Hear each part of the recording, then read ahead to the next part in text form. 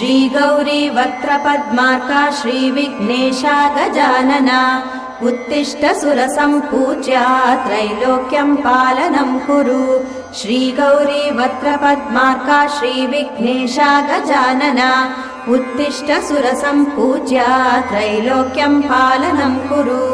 उत्तिष्ठोत्तिष्ठ हेरम्बा उत्तिष्ठ गणनायका उत्तिष्ठ करुणापूर्णा भक्तानां भाग्यदायका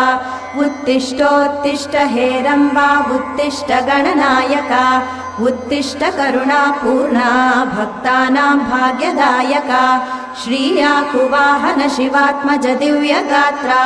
श्रीभिन्नदन्तधनुजान्तक सूक्ष्मनेत्रा सर्वार्ति दुःख शमना फणिराजसूत्रा